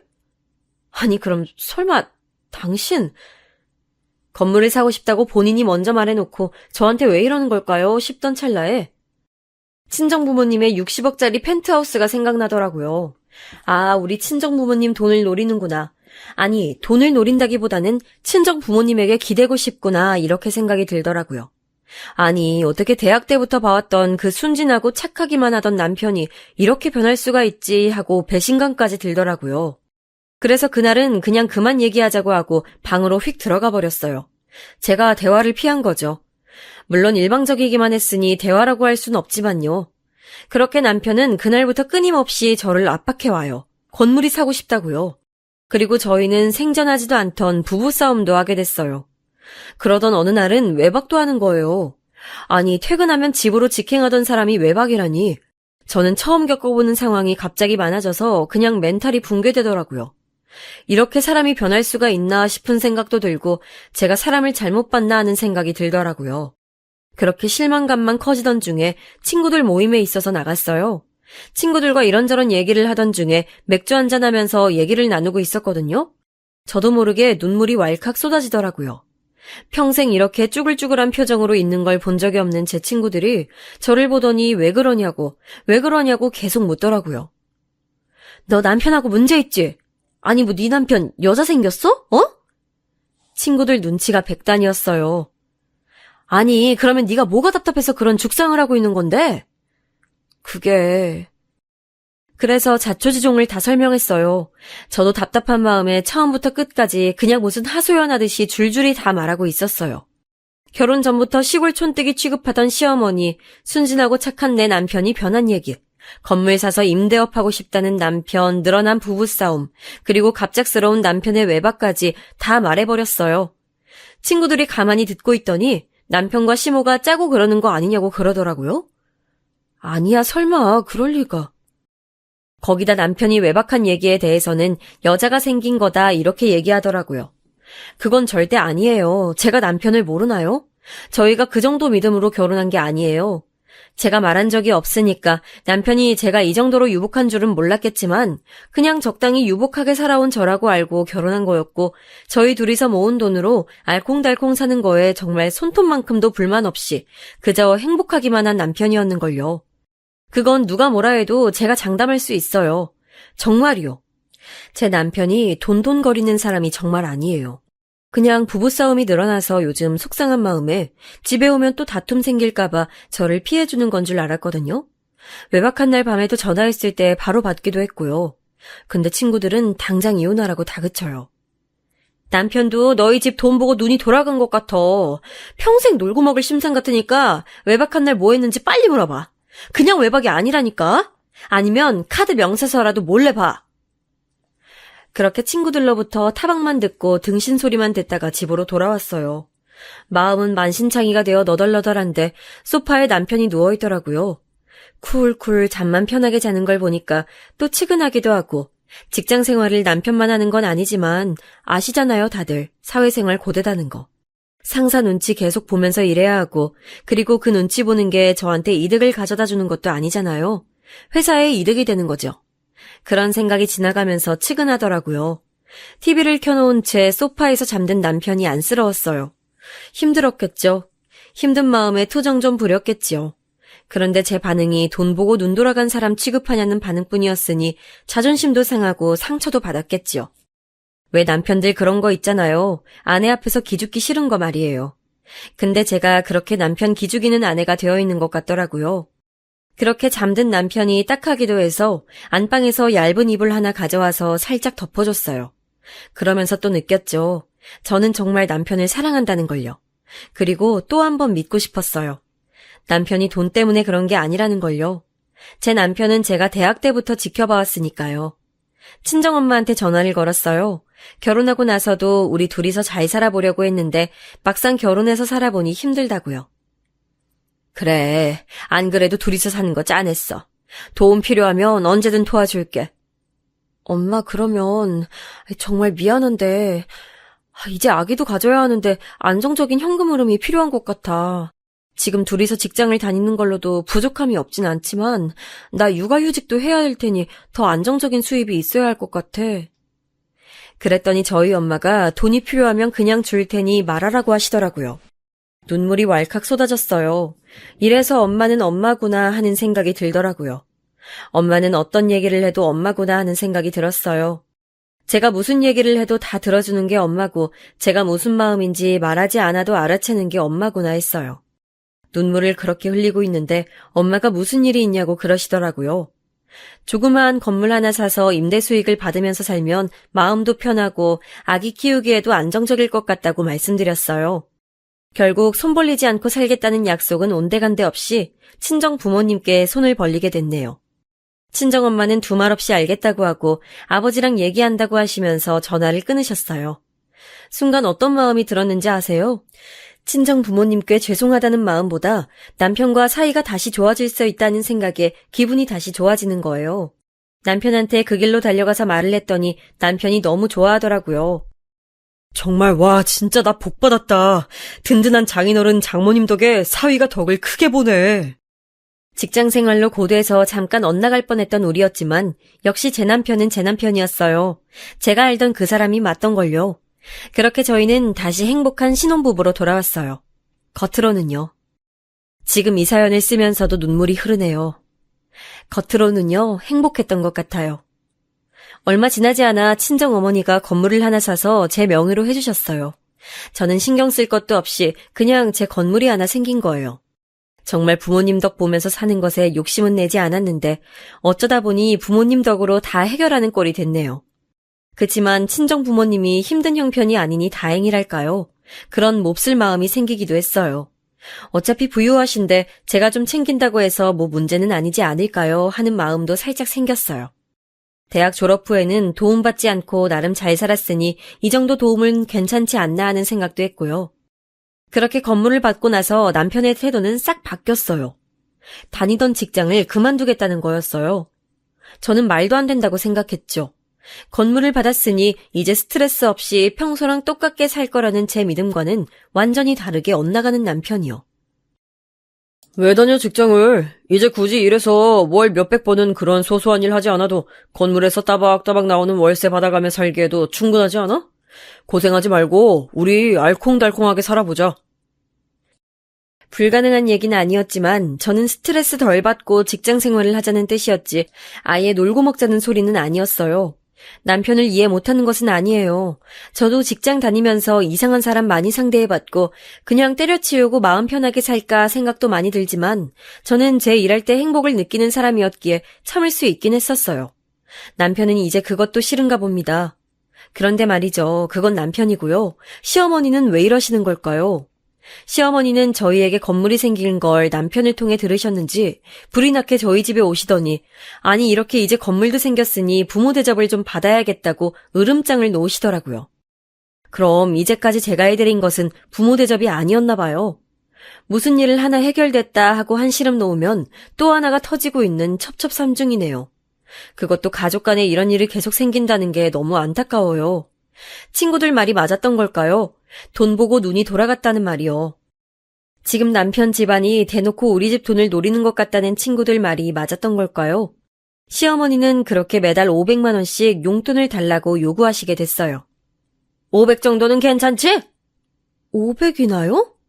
500이나라니! 그 정도는 당연히 니네가 나한테 줘야 하는 액수인 거야. 아니, 제 한 달 월급이 500이 채 안 되는데 그 말인즉슨 저희가 모은 돈으로 용돈을 달라는 게 아니라 건물에서 나오는 임대 수익에서 월 500을 떼어달라는 뜻 아니겠어요? 한 달에 500은 좀 부담스럽기도 하고 건물은 저희 부모님이 해주신 거라 친정 부모님도 챙겨드려야 맞는 것 같다고 말씀드렸어요. 그랬더니 대뜸 명의도 네 것인데 왜 형편 멀쩡한 부모님을 또 챙기는 거냐고 그러시더라고요. 시부모 공양부터 똑바로 하라고 하시더라고요. 아니, 건물 임대 수익을 챙기고 싶었던 건 제 남편이 아니라 시부모님이었던 걸까요? 친구들에게 이야기를 또 했더니 건물을 사라고 한 것도 시어머니 계략이 아니었을까 하고 생각하더라고요. 그렇게 가만히 당하고 있다가 진짜 제대로 당할 거라고 하더라고요. 친구들은 얼른 건물을 처분해서 없애버리든가 네 명의니까 확실하게 의사를 전달해서 뺏기지 말라더군요.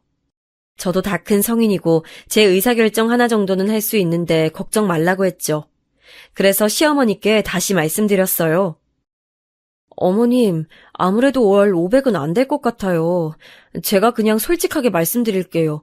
월 임대 수익이 총 1,000만 원 정도인데 500씩이나 드리면 저희 친정 부모님도 챙겨드려야 되고 저희도 현금 흐름이 있어야 되는데 너무 부담스러워요. 그랬더니 시어머니가 소리를 빽 지르시더라고요. 월 몇백 그거 받으려고 친정 부모님이 너한테 건물씩이나 해주셨겠냐면서요. 그 용돈 몇백, 고작 몇백 그거 달라고 건물을 사줄 부모님이겠냐고. 그거 없이도 잘만 사시는 분들 아니냐고요. 그럴 바에는 돈 부족한 우리 집이 유용하게 쓰는 게 더 좋은 거라고 하시더라고요. 이게 제 남편을 낳아 길러주신 시어머니가 맞는지 의심스럽기까지 했어요. 언제는 서울에서 당신들처럼 부족함 없이 여유 있게 사는 게 쉬운 게 아니라면서 당신은 끄떡없으니 너희나 앞길 잘 트면서 살라고 하셨던 분이 제 과일 바구니와 꽃다발을 그렇게 약소하다는 듯이 보셨던 분이 맞나요? 믿어지지 않아요. 제가 이런 남편과 시어머니를 가족으로 끌어안고 살았다는 게 믿어지지 않아요. 그렇게 임대 수익을 가로챈 당한 지 어언 1년이 넘었어요. 한 달 용돈 500마리예요. 꾸준히 다달이 따박따박 500을 가져가고 계세요. 남편이요? 직장을 그만두고 프리랜서로 일하겠다고 하더니 프리랜서 일은 언제 시작은 했는지도 모르겠어요. 프리랜서 일은 항상 있는 일이 아니니까 일이 몰릴 때 바짝 하는 거라고 하더라고요. 누가 모르나요? 그렇지만 일하기 위한 노력조차 안 하니까 하는 말 아니겠어요? 그리고 건물은 왜 샀나요? 아기 낳아서 안정적으로 기르려고 건물을 받은 거였잖아요. 그 명목으로 받은 건물이 있지만 저희에게 아직 아기는 찾아오지 않았어요. 남편이 거부하기도 하고요. 예전보다 더 잦아진 외박도 그 이유 중 하나가 될 것 같네요. 남편은요, 허구한 날 게임을 하다가 홀연히 나가서는 다음날 오후나 되어서야 느지막하게 집에 들어오곤 해요. 어디에 갔었는지 물어봐도 별 대답이 없고요. 평소 낚시에는 관심도 없던 사람이 그렇게 낚시를 간다고 말하더라고요.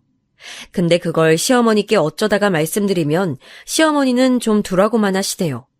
남자가 직장생활 고되게 하다가 그만뒀으니 좀 쉬는 시간을 갖는 건데 옆에서 닥달하기만 하면 될 일도 안 된다나요. 제가 뭘 그렇게 닥달했나요?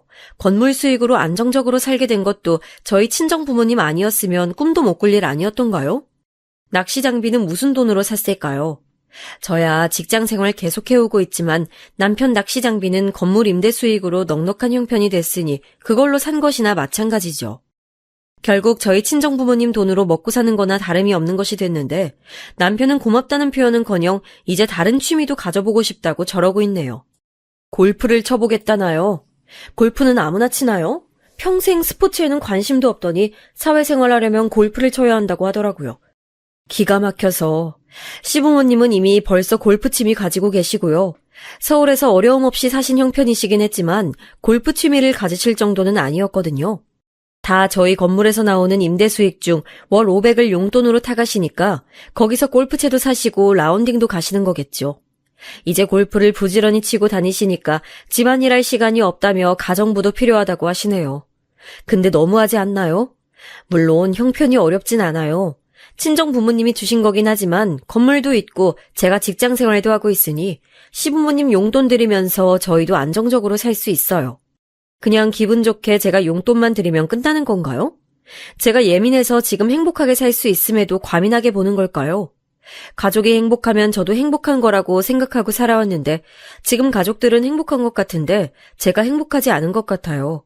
그렇다고 해서 저희 친정 부모님 형편이 어려워지신 것도 아니고 여전히 행복하게 잘 사시고 계시고 저도 경제적으로 안정적으로 되었고 남편도 낚시 취미하면서 여유 있게 살고 심지어 시부모님도 골프 치면서 하루하루 다들 행복해지게 된 것 같은데 왜 저는 우울하죠? 마음이 허한 건 아직 우리에게 아기가 찾아오지 않아서일까요? 아기가 무척 갖고 싶었던 것 같았던 제 남편은 이제 주말이면 낚시 여행 가기 바빠 집에 저를 혼자 두기 일쑤이고 평일에도 친구 모임이며 산악 모임이며 독서 모임 등등 무슨 요일별로 모임을 만들어 나가기 바빠요. 모임이 생겨서 그런지 외모에도 부쩍 신경 쓰네요. 원래도 인물이 훤칠했던 남편이라 꾸미는 게 불만인 건 아니에요. 밖에 잠깐 나갈 때도 기왕이면 깔끔하게 꾸미면 좋잖아요. 남편이 원래 꾸미는 성격은 아니었지만 제가 늘 깔끔하게 다니게끔 신경 써주긴 했지만 이제는 제가 없이도 척척 잘 꾸미고 다니네요. 외박이요? 이제 외박만큼은 하지 않아요. 그렇지만 집에 일찍 들어오는 건 아니에요. 오후에 나갔다가 새벽에 들어오기도 하고요. 아예 밤늦게 나갔다가 새벽에 들어오는 것은 외박이 아니라며 못을 박을 때도 있어요. 잠깐 몇 시간 나갔다 오는 것인데 단지 시간이 늦은 것뿐이래요. 틀린 말은 아닌 것 같아서 그냥 두고 있어요. 제 친구들은 제가 답답하다네요. 그렇지만 제 남편이 딴 살림 차렸을 리도 없고 절대 그런 사람이 아니니까요. 남편이 며칠씩 외박하는 것도 아니고 낚시 여행 갈 때만 1박 2일로만 다녀오곤 하거든요. 낚시 가서도 사진을 꼬박꼬박 찍어 보내면서 저에게 믿음을 주려고 많이 애쓰고 있기도 하고요. 그런데도 제가 행복하지 않달까요? 역시 돈이 다는 아닌 것 같아요. 돈이 이렇게 더 풍족해졌는데 모두가 각자 하고 싶은 걸 하면서 살고 있는데도 행복하지 않은 것 같아요. 아기도 찾아오려면 별을 봐야 딱이라도 할 텐데 아기가 찾아올 일도 많이 없어졌어요. 남편이 여러 모임을 갔다 오는 날이면 피곤해서 바로 골아떨어지거든요. 평소 부지런했던 사람이니 취미활동도 부지런히 하는 것 같아서 나빠 보이진 않는데 친구들은 자꾸 조심해야 한다고 하더라고요. 아무리 몇 년을 오래도록 봐온 사람이라도 모르는 거라고 하더라고요. 왜 그런 말이 있잖아요. 열길 물속은 알아도 한길 사람 속은 모른다는 말이요. 그런 말이 있는 줄은 알지만 제 남편이 그런 사람일 거라고는 생각하지 않아요. 제가 그렇게 사람 보는 눈이 없진 않거든요. 자꾸 남편만 바라보지 말고 너도 취미를 가져보라는 친구들의 등살에 저도 나름 취미를 가져보려고는 했지만 저는 딱히 돈이 드는 취미를 할 줄도 모르고 그저 집에서 책이나 읽고 영화나 보는 일생이 좋아서 취미를 하기 위해 밖에 나가서 모임을 해야겠다는 필요성은 느껴지지 않아요. 그래서 더더욱 집에 있게 되는 것 같아요. 뭔가 오지 않는 주인을 기다리는 똥강아지가 저 같은 느낌이 들어서 괜히 슬퍼지기도 하는데 저희는 딱히 다른 문제가 없거든요. 단지 요즘 걱정거리는 시어머니가 용돈을 올려달라는 거? 아유, 내가 이번에 동창회를 나가는데 내 친구들 싹 다 좋은 것 좀 사주고 싶은데 500 갖고는 생활이 안 되네. 참, 아무 해달라는 건 아니다. 그냥 여유 되면 올려주든가. 대놓고 이런 말씀을 하시는데 사람 씀씀이라는 게 그렇잖아요. 월 200을 쓰다가 300을 쓰게 되면 그것에 맞게 씀씀이가 맞춰지고 월 500이 생기면 이제 그것에 맞게 씀씀이가 정해지잖아요. 그렇게 된 것 같아요. 점점 더 바라시는 시어머니가 한편으로는 이해가 안 되면서도 또 이해가 아예 안 되는 건 아니긴 했어요. 그렇지만 용돈을 이렇게 쉽게 올려드리면 다음에는 더 많이 올려드려야 할 상황이 오지 않을까 덜컥 겁이 나더라고요. 무한정 돈이 생겨나는 것도 아니고요. 그래서 곤란하다고 말씀드렸더니 대뜸 지금 돈 있다고 유세 떠는 거냐고 버럭 화를 내시더라고요. 세상에 언성을 높이는 시어머니는 아니었거든요. 이제 모두가 여유롭고 하고 싶은 거 하면서 살게 되어 행복하다고 여겼던 제가 물론 저는 허전함을 느끼긴 했지만 시부모님만큼은 행복하게 사신이 됐다 하고 마음을 놓았던 저였거든요. 돈 있다고 유세를 떨다뇨, 제가요? 제가 돈 있다고 유세를 떨어서 재산 많은 친정부모 자랑도 하지 않고 제가 모은 돈으로 결혼하고 살림 살았나요? 어떻게 그런 말씀을 하실 수 있는지 너무 상처받아서 그대로 전화를 끊어버리고는 남편한테 위로받고 싶어서 남편을 찾았어요. 물론 그때가 주말이라 낚시 여행을 가 있을 때였죠. 저는 몸도 약하고 추위도 많이 타서 따라가지 않았어요. 남편한테 하소연이라도 하려고 전화를 걸었더니 처음엔 받지 않더라고요. 배 타고 나갔나 보다 하고 생각이 들어서 소파에 누워서 멍하니 있는데 얼마 안 있다가 전화가 오더라고요. 남편이었어요. 여보 하고 전화를 받았는데 웬걸요? 옆에서 여자 목소리가 들리는 거 아니겠어요? 낚시하다 보면 근처에 여자가 있을 수도 있겠죠. 근데 그냥 그런 거 있죠. 그냥 싸한 거 말이에요. 그냥 느낌이 이상했어요. 여자 목소리가 들린 게 처음도 아니었는데 이상하게 왜 이렇게 기분이 안 좋았을까요? 옆에 누구야? 다른 낚시팀. 다른 낚시팀 누구? 몰라. 그냥 모르는 사람들이야. 왜 자꾸 물어? 근데 또 이상했어요. 왜 이렇게 말투가 둘러대는 것 같았을까요? 그래도 여자랑 있으면서 저한테 전화를 다시 하진 않겠지 하고 믿으면서 얘기를 이어나가려고 하는데 남편이 갑자기 좀 큰 게 잡힌 것 같아 이따가 다시 전화할게 여보 하더니 바로 탁 끊어버리더라고요. 아무리 월척을 낚았더라도 전화를 끊는 거랑 무슨 상관이죠? 통화하면서 월척은 못 낚나요? 뭘까요? 제가 요즘 예민해져서 남편이랑 사사건건 통화하면서 하소연하는 그저 그런 여자가 되어버린 걸까요? 남편이 전화하다가 절대로 먼저 끊어버리는 사람이 아니었는데 말이죠. 남편이 직장에 있었을 때는 당연히 근무 시간이니까 연락을 자제했었지만요. 취미생활하러 간 남편이랑 통화 정도는 할 수 있는 것 아닌가요? 월척을 낚으면 통화도 끊어버릴 정도로 그만큼 물고기 잡는 일이 중요했던 걸까요? 옆에 여자 목소리 때문에 제가 괜히 트집 잡고 싶었던 걸까요? 근데 옆에 여자 목소리는 과연 누구였을까요? 생각이 꼬리에 꼬리를 물어서 당최 그날은 잠자리에 들질 못했어요. 그 여자가 누군지 너무 궁금했어요. 그래서 전화를 걸었어요, 남편한테요. 이젠 전화를 받지 않더라고요. 전화는 못 받을 수 있죠. 맞아요. 바쁘다 보면 전화는 못 받을 수 있어요. 저도 그 정도는 알아요.